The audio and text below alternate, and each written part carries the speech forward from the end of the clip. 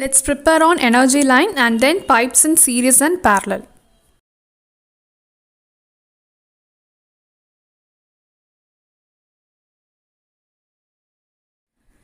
So today we are going to see about the hydraulic gradient line and total energy line. So these are some important topics that has to be known as a basic, that is in the flow of pipes. So first let us see what is this hydraulic gradient line. Okay, so if a pipe is running, either it may be inclined or it may be straight. So the vertical ordinate above the pipe, that is the pressure head. So pressure head will be there, no? So that ordinate will be vertically taken above the pipe and we'll be connecting all the points in each point of that pipe. For example, if you are taking some 5 meter pipes, means in the interval of 1 meter we'll be taking the pressure head and we'll be joining all the points together. So this line is only called as the pressure line. So when you see the diagram, it will be clear. So here the pressure head above the pipe axis is called the hydraulic gradient line. As it is connecting the pressure head, it is also called as the pressure line. If it is an inclined pipe, means you have to add the datum head also. So we know that the pressure head plus datum head plus velocity head is equal to constant. So the Bernoulli's equation we have studied, no? So that concept only they have used here. So if you drawing the lines joining the summation of both the pressure head and the datum head, means that line you will be calling it as hydraulic gradient line in the case of inclined pipes. So this line is also called as piezometric line. The next thing is the total energy line. So total energy means you have to add the velocity also here. So when you take the point of pressure head, velocity head and datum head, and if you are joining all the points together, you will be getting the total energy line. So this line is also called as energy gradient. So here you can see the diagram. Here a inclined pipe is taken, and for that inclined pipe, in each pipe the pressure head will be noted. So here at this point like that, they'll be taking the pressure head and they'll be joining all the points together. So that line we called as HGL, hydraulic gradient line. That is the lower line given here, and the top line is the TEL, total energy line. So always total energy line will be greater than the hydraulic energy line because we are adding up the velocity head also here. In here, if you see, means this HGL, no, so it will rise in the direction of the flow. It may rise in the direction of the flow. So when a pipe is going from a narrower pipe to a larger pipe, what happens?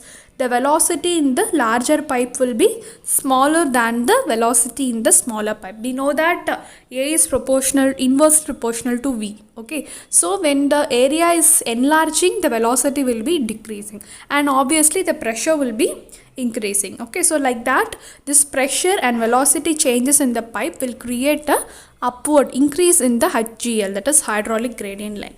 But whereas if you take the total energy line, means it will not rise in the direction of the flow. It cannot rise at all, because we know that this is energy line. So total energy means surely there will be loss only. We have already seen about the major loss, minor losses and all, no? So when it travels from one point to other point, surely there will be energy loss only. There cannot be any energy gain. So it's given here, it may rise in the direction of the flow, but total energy line will not rise in the direction of the flow.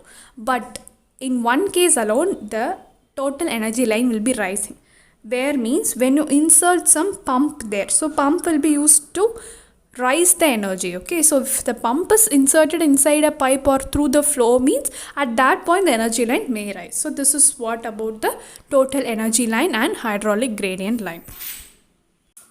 The next thing we are going to see is when the pipes are connected in series and when the pipes are connected in parallel. So what happens to the discharge and everything. So first we will see the pipes connected in series. So when the pipe is connected in series, the Q, that is the discharge, will be same in all the pipes because it's connected in series. So throughout the flow there will be a flow will be same, so Q will be same only, but the head loss will be different. So what we will be taking, the summation of head loss will be taking into account. So here we have taken this HL is equal to F1 L1 V1 square by 2G. So we have studied this formula already, in the Darcy's friction factor. So we have to sum up for each pipe separately. And then comes the equivalent pipe. So what is equivalent pipe? When we have different types of pipes with varying diameters and length, we can replace the whole structure into a single pipe. So that pipe which we are replacing in account is called as the equivalent pipe here. So this equation is for when the pipes is connected in series, you have to take LE, that is nothing but the equivalent length by equivalent diameter. DE power 5 will give you L1 by D1 power 5, L2 plus D2 power 5, like that. So in the questions what they'll be giving is, they may give you two pipes of 2 or 3 pipes of different diameter and different length. So with that you can calculate the values for the LE and DE respectively.